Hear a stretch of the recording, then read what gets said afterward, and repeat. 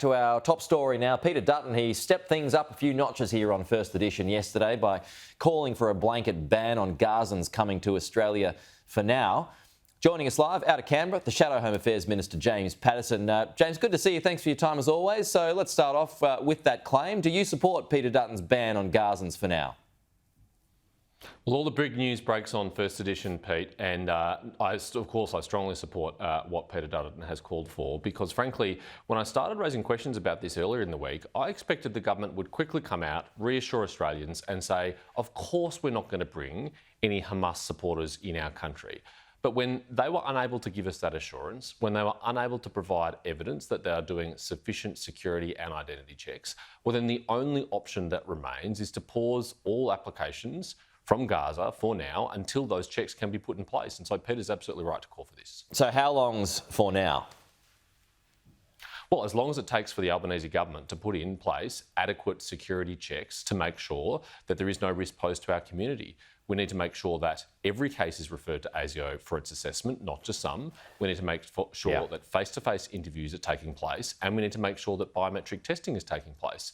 Because while there are undoubtedly many innocent, genuine migrants coming from Gaza, there are also undoubtedly people who could pose a risk to our community, and we have to weed out those people that pose that risk. That's why we do security vetting, but it doesn't work if it's not robust. So when I spoke to the Prime Minister yesterday, I raised that point. I say, why not refer it all to ASIO? And he says it already is.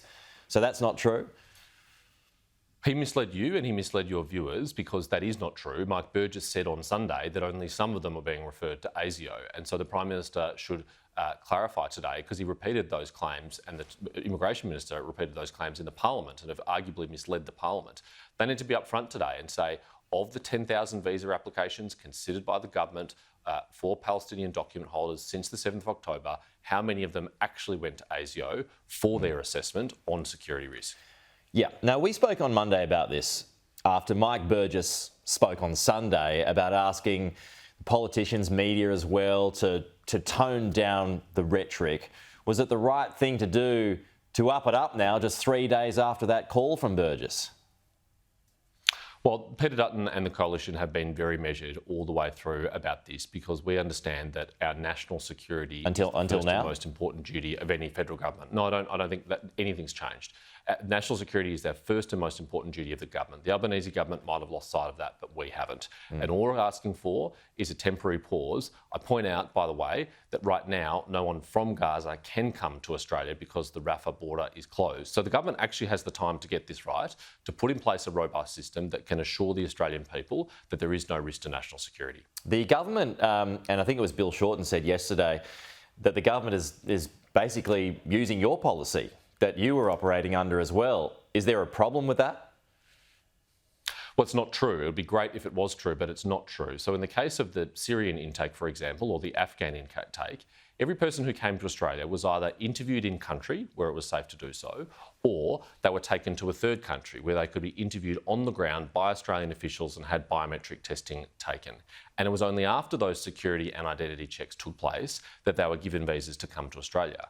In contrast, there are no Australian government officials on the ground in Gaza, so those checks cannot take place.